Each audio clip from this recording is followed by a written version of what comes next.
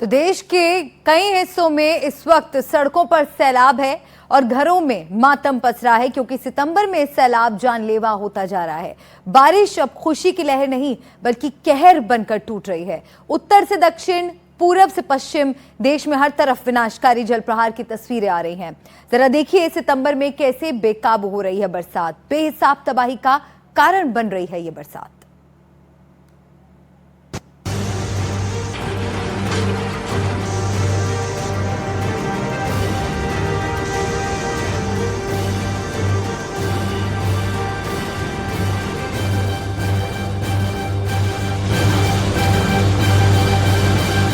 सैलाब के सितम की ये तस्वीरें रूह कपाने वाली है। देवभूमि उत्तराखंड और हिमाचल से लेकर मणिपुर और महाराष्ट्र तक इस वक्त कुदरत के क्रोध का कहर दिख रहा है। नदियां देश भर में उफान पर हैं। हर तरफ तबाही का सैलाब नजर आ रहा है और ये मंजर डरा रहा है।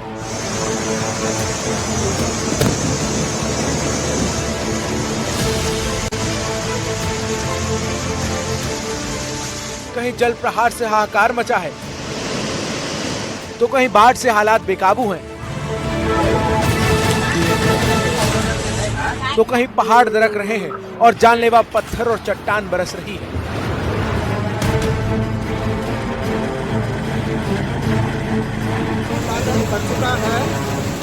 जुलाई से शुरू हुई प्रकृति का ये प्रतिशोध बदस्तूर जारी है। पहाड़ों से मैदान तक इंसान त्राहिमाम कर रहा है। क्या बड़े शहर, क्या गांव, हर तरफ जिंदगी पर सैलाब की विनाश लीला दिखाई दे रही है। मूसलाधार बरसात मलबे की रफ्तार बढ़ा रही है और मलबे के नीचे जिंदगियां दम तोड़ रही है। इंसानी तमाम इंतजाम ध्वस्त हो रहे हैं, सड़कें तबाह हो रही हैं, हाईवे बह जा रहे हैं, घर मकान सब जमींदोज हो रहे हैं। इंसानी वजूद को नेस्तनाबूद करने वाली बाढ़ बारिश की इस विनाशकारी लहर का कहर अभी थमता नजर नहीं आ रहा क्योंकि मौसम विभाग ने राहत की खबर नहीं दी है। यानी मौसम की ये मार अभी लगातार जारी रह सकती है।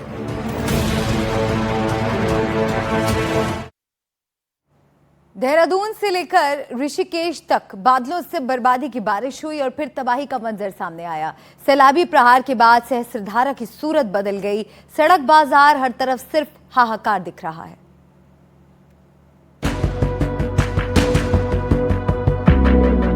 चंद घंटों की बारिश और फिर आई बादल फाड़ तबाही ने सहस्त्रधारा मलबे के नीचे दबा दिया।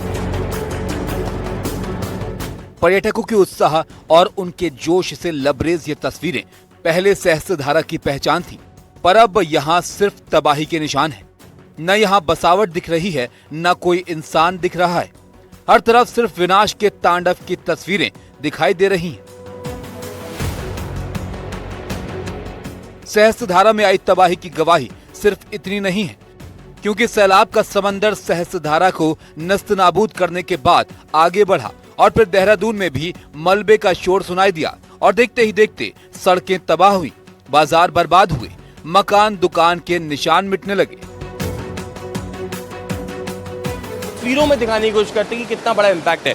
देखिए ये बाल्टी नदी है जो पहले एक तरफ से बहती थी, लेकिन अब उसने अपना रास्ता बदल लिया है और उस रास्ते बदलने की वजह से ये जो इलाका है पूरी तरीके से नदी में जा गिरा।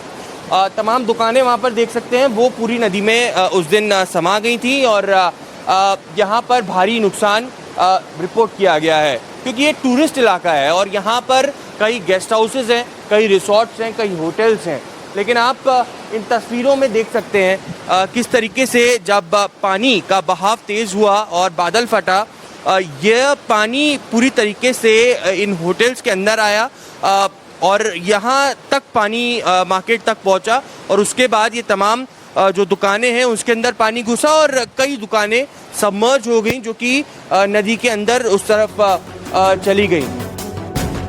कुदरत का कहर इस इलाके में ऐसा बरपा कि रिहायशी इलाका अब सुनसान हो गया है। घर खाली करा दिए गए हैं, लोगों को सुरक्षित इलाकों में भेजा गया है क्योंकि यहाँ होटल्स, रेस्टोरेंट टूट गए हैं। तो वहीं जो बचे भी हैं उनमें ऐसी दरारें आई हैं जो कभी भी बड़े हादसे को अंजाम दे सकती हैं। काफ़ी सारे रेस्टोरेंट्स थे, ये अंबिका रेस्टोरेंट है, आप देख सकते हैं पूरी तरीके से डैमेज हो चुका है और पानी के बहाव से लकड़ियाँ पेड़ों की लकड़ियाँ कहाँ तक पहुँच चुकी हैं और फर्नीचर पूरी तरीके से कोलैप्स हो गया है और जो पिछला हिस्सा है वो पूरी तरीके से नदी में जा गिरा।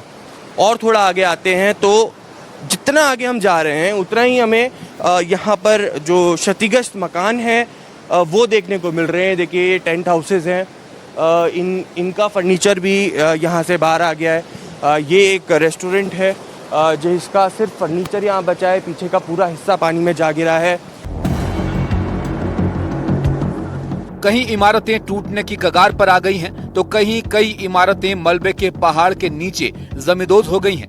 मलबे की धार इतनी तेज थी कि 20 फुट ऊंची इमारतें भी मलबे से भर गई हैं। इस वक्त मैं एक ऐसे ही घर में मौजूद हूं जो कि पहली मंजिल पर है और ये देख सकते हैं कि किस तरीके से पंखे मुड़े हुए हैं, पूरी तरह से घर तबाह हो चुका है और यहाँ पर मलबा छत तक यहाँ पर पहुँच गया है।